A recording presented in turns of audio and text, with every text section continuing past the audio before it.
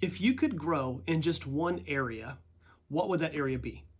Like if I told you that you could pick one area of your life and you could grow to become as great as possible at that one thing, what would it be?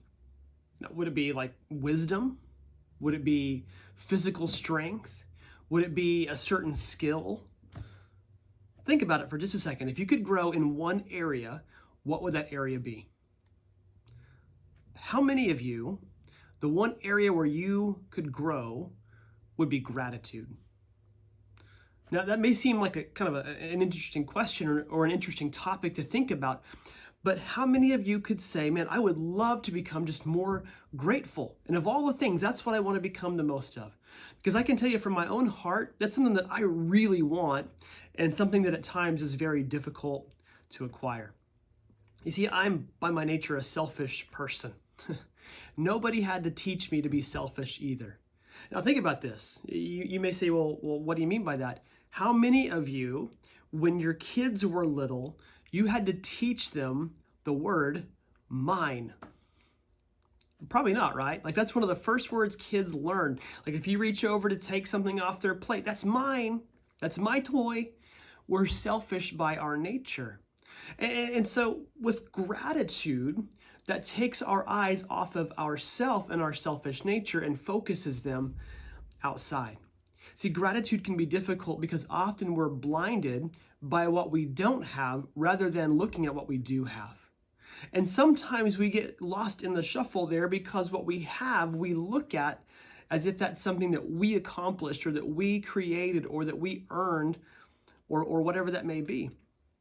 And one of the easiest ways to stay grateful and to increase in your gratitude is to remember where those good things come from.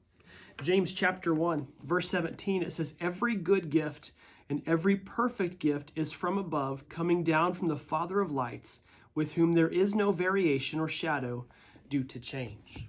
God is constant and consistent, and he gives us those good things in our lives. So when it comes to gratitude, if that's something for you that you would like to grow in, consider this. Gratitude is intentional.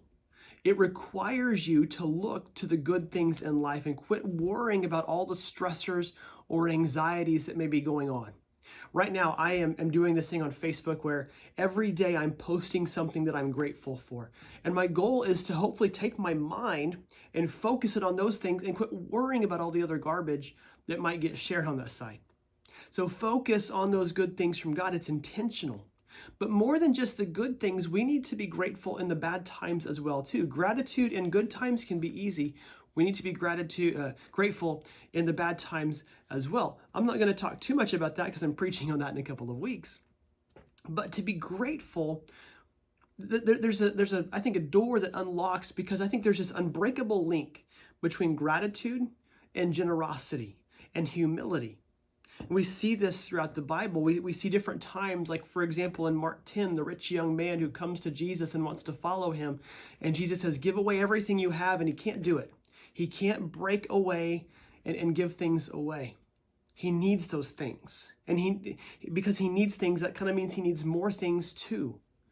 But then in Acts chapter 2, we see the early church, that they give everything they have to help each other. They don't worry about possession. They don't worry about mine. It's just a spirit of generosity that comes from the gratitude they have for what God did for them. See, here's the thing. We all worship something. And in particular, we worship what we value. So when it comes to you, what do you value? Do you value things, or do you value the creator of those things? Do you value the one who gave you those things? Because what you worship will determine where your gratitude lies. Have a great week.